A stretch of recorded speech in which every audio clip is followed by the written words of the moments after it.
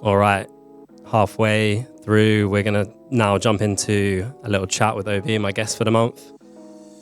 If you don't know about OB, you've been missing out. He's got a really interesting take on drum and bass. Soulful, dusty, very textured.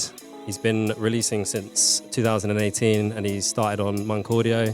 Since then, he's gone on to release on labels such as Substance, Encrypted, more recently Skank Bass, Incursion, and Precinct. Ollie, welcome. How you doing? Hi mate, how's it going? All good, all good. So I would actually like to kick off talking about how I discovered you. So the first tune I heard of yours, which I absolutely loved, was on your Days Gone By EP, which was in 2020. I know we were talking about this before, but you're not a huge fan of all of those songs anymore. I think it's more just no one's a fan of going back and hearing how they've advanced since. But I'm still really happy that was the first EP I ever put out. You know, I thought vibes were spot on. Like, it's what I wanted to do. Just, you know, you always know you can do better. Kind of, it's just a vicious cycle, I guess. Yeah, struggle of the artist. When is anything ever finished? Like you could continuously tweak. The work is never done. Exactly. My favorite tune off that actually, the one that I heard the first time was Your Game. So I just loved the kind of like the melodic like vibe on the intro, and then just a wicked bass line. But yeah, that drew me to you first up anyway. So that was from 2020. That was on Monk, right? Yeah. Yeah, wicked. So you did quite a few tunes with Monk at kind of the beginning of your releases, right? I did, yeah. They I think 2 or 3, I'd say, including a free download, and yeah, it's where I cut my teeth, I guess. Yeah, some really nice music on there, man. So to kick things off, we're going to start with a little quick fire round. I'm going to ask you 5 questions. First thing that comes to your head, feel free to elaborate, but yeah, just to get the juices flowing, as it were. So your biggest inspiration in drum and bass? Drum and bass artist? Yeah. Alex Perez. Okay. And outside of drum and bass? Burial. Nice. Your best musical experience? It could be a gig that you played at or attended, a festival, whatever. Playing for one of the Substance nights, playing before Etherwood up in Leeds at Wire. It was his first liquid rollout I properly had, and it kind of changed things for me a lot. Wicked. Big up Sasha for that. Sick club. I've never played there. I've been there a couple of times, but yeah, nice, wicked. Great answer. Favorite album? Doesn't have to be drum and bass, just in general. At the moment, tough question. I know. Burial Untrue, probably. Yeah, nice. All right, might be a little something from that coming in the mix later. Perhaps. The most difficult aspect, or the thing you struggle with the most in music, let's say. Letting go sometimes, I think. It's probably that, just letting go of a tune and it's finished. Like saying it's finished and not tweaking. I think that's really hard for me. It's a tough one, isn't it? I think, yeah, everyone pretty struggles with that. And then manifesting for 2023. What's your like top of your musical bucket list? Could be like something like a gig you want to play at, or a label you want to release on, or something you want to achieve in your musical career. Playing Soul in Motion, I'd say, or just playing at Pickle Factory, any of the venues that they do events at, because it's been so important for me over the past 4 or 5 years, I'd say. Yeah, Soul in Motion, sick. Big up all the Soul in Motion. Big vibe. What's that, Bailey and Need for Mirrors? Bailey and Need for Mirrors, yeah. Wicked. Yeah, hopefully that happens for you, man. That'll be sweet. I'll be there, front row, when it does. My guy. So you're here to talk about primarily your next project, which is the Embers EP, which is coming out on Precinct. Talk us through kind of your inspiration, the process around coming up to make that EP for Precinct.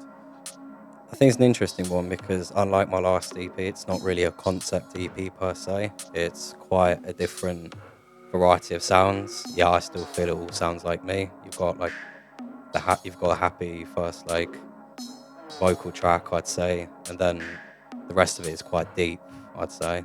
So I feel like a lot of it was inspired by a lot of like late night journeys and stuff like that. Big up TFL. And I was yeah, pretty much, and just listening to a lot of music and wanting to create as soon as I got home, because I'm usually a daytime producer, but a lot of the stuff on this EP was finished at silly hours in the morning. So I feel like that is what ties it together as opposed to any other theme. Yeah, interesting. You can definitely hear that. I didn't know that, but like, you could definitely hear that in the tracks. There's kind of a like like a melancholy, kind of dusty, hazy Yeah. edge to it. That you Quite like only get moody at that tone, sort I of time in think the it morning. is. Yeah, sweet. What's your favourite track from the EP, if you had to pick one? I think it's Embers, the title track, but Lonely People is a close second, definitely. Nice. So how Embers is the one with India Shan on Yeah. vocals? Yeah. How did that beautiful track? The vocals wicked. Like, how did that come about? 'Cause I listened to some of her stuff before, and it's like R&B kind of soul. How did R&B, that come neo about? soul kind of vibe, I'd say. She might say different, but yeah, Big Ots found an incredible voice. She absolutely killed that track. But yeah, we sort of she was the year above me, like not at my school, but like in that sort of community in North London, I'd say. I'd see her out and about and stuff, and then we were at Soul in Motion one day and chatting, like when we first properly met, and like stopping a tune, and we did a few that didn't quite work out, but this one, like, right on the money with it, I think. Like, I think the first time I saw her sing was these guys were running these events called Bubble, and it's sort of like I was mainly hearing garage there, kind of disco at the time, I'd say. Yeah. And she'd sometimes hop on mic, and I was like, yeah, she's sick. Like, Nice. and yeah, it just came about like that, I guess. Quite organic. Yeah, very organic. That's sick hearing someone like live and being impressive and wanting to jump on a tune with them. That's yeah, it's a nice way to come about it, like, especially in like a very digital age, like actual real connections. Surreal. My favourite track was "Say Your Name." It's a bit heavier. Yeah, the But I clubby like one. that you've still got kind of the contrast between, yeah, as you put it, kind of like a more of a happy, emotional, kind of soulful tune, and then you've still got like a darker edge. There's to it always as going to well. be a clubby one. Yeah. Right. That's my favourite. How did your link up with Precinct come about? Obviously, like, this is the second release you've done on Precinct. The first one was Lost the Plot, which I was a big fan of as well. So yeah, can you just like speak to how that came about? It was a pretty simple one, to be fair. I did actually, I was singing on some of the Lost the Plot and Mistakes. I was singing those tunes for quite a while. Mistakes actually took 18 months to finish, funnily Wow, enough. one of them. And then I finished it after a night out once. But I pretty much emailed him them and went to make my lunch. And I come back and he's like, you haven't sent these to someone else, have you? I was like, no. I was like, yeah, I'll take them. It was a pretty straightforward one, but I think just off the bat, like, felt like it was going to work. Like, and yeah, that's Is that kind of how that came. straight to Dogger? Yeah, literally emailed them over to him, and he was like, yeah, I'll have these. Like, Nice. and then I think he came down to Brighton a few weeks later for a show with DRS, and just linked up there, and yeah, from there on, very happy there. Like, I feel like I've found a place where everything is, how do I describe it? I feel like we're on the same page with a lot of things, and I feel like a lot of the musical influences in that camp, like someone like Verbs, for instance, coming from his background, High Focus, like, and I listen to a ton of like High Focus stuff. Him releasing with the artists on the label, it's like a big thing for me. It feels like sort of worlds colliding, which I think is cool. Yeah. From the outside, it looks like a wicked little label to be involved with. So that's kind of, people speak about like home labels, like you've obviously released it on other labels at the same time, but is that kind of where you'd say your home is for now anyway, at least? Yeah, I'd say very much so. Rob, like, I think everything I've sent him, he's liked, which I find quite encouraging. I haven't had to change anything. And yeah, he's just really, really accommodating of your vision, which I think's really important, quite rare sometimes. Yeah, and he's got quite a clear vision for what he wants the artwork to look like, what the sound of the label is. Was going to be one of my questions, like how kind of hands-on is he in like the A&R process? Is he asking you to tweak things? But it sounds like you're really happy to run with it. No, he's pretty like laid back with it. The vibe, I think he's very sort of vibes focused. Vibes there, he's happy, and then yeah, he's very involved with sort of the rest of the process. Like, really cares about the way the music comes out, which is nice to have. Yeah, he's a great artist in his own right as well. Top guy, big up Rob. Yeah, some incredible tunes that he's put out. So I kind of wanted to rewind back to Lost the Plot and kind of the period in between Lost the Plot and your current EP. Like, I think you'd released 5 or 6 tunes the year before. Then there was a bit of a gap within that, where you maybe only put out like 1 tune. Like, yeah, there was quite a big gap, I'd say, just because it was COVID. I don't think that was helping, and I wasn't writing a huge amount that I was happy with. And I'm very early on, like in what I do. I've only been producing 5 years, and you have these lulls, I think, and that was one of them. But it meant, this year, just gone, had a ton of stuff to roll out, which was really nice. Yeah, it's tough, especially in today's kind of how everyone consumes music. There's that pressure to kind of continually release, but big time. We're not robots. We can't write music like all the time. Absolutely. I think waiting the time, like if you listen to the EP, which we're kind of about to do in your mix, like, I'm sure people will feel it was worth the wait. Do you know what I mean? Mm-hmm. So I've got a couple of final questions before Ollie's going to jump in the mix, if that's all right. One of them is on similar topic, actually.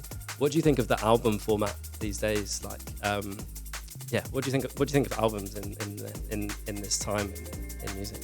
And I think albums are brilliant, and I still appreciate them. I think it's person to person.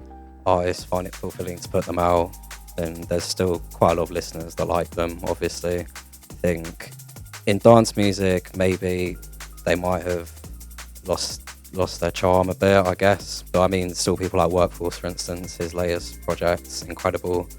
But I feel like EPs and singles is where things are heading. But at the end of the day, you've got to do what you want to do. But in other genres, I'd say it's still very much a thing. Yeah, 100%. I totally agree with you. Do you think would you write an album then? Like, is that a goal, even if it's just for yourself? Yeah, perhaps. I don't know if I'd put it out, but I mean, the process of it will probably be interesting. I'll never say never. Yeah, sweet. Okay, final question is, other than the EP that's coming out, what other projects are you working on, and also what other artists are you feeling at the moment? I mean, this is an interesting one because people usually, when you ask this question, it's like, yeah, loads of things, this and that. Honestly, I think I've got something penciled in for later in the year with Precinct, and which I won't give away too much about. But apart from that, so I'm quite focused on Precinct, and there's no pressure, so I'm just doing things on my own time, which is really good. And in terms of artists I'm feeling, I'd say in the more soulful bracket, I'd say Kinetic, a London boy. Well, she's a Brighton boy, but yeah, I'd say Kinetic, Moog, who also has expanded into another alias called Race Car, making some incredible music, so talented. Afira, Bristol-based artist, she makes some lovely tunes, great DJ as well, definitely one to look out for. And everyone on the Precinct camp, I'd say, like Functional Occlusion, Brooke, Tracker, literally everyone on there makes fantastic music. And Brad, I'd say. Nice. That's a nice list. That's a very good list of up and coming artists. Some fantastic music coming out at the moment. All right. Thank you absolute pleasure to host you. You're going to jump in the mix now. Thank you for having me. Switch around the other side of the decks, and Obi's going to take over for the rest of the show. This is Counterculture right here on Subtle Radio. Keep it locked. Wicked.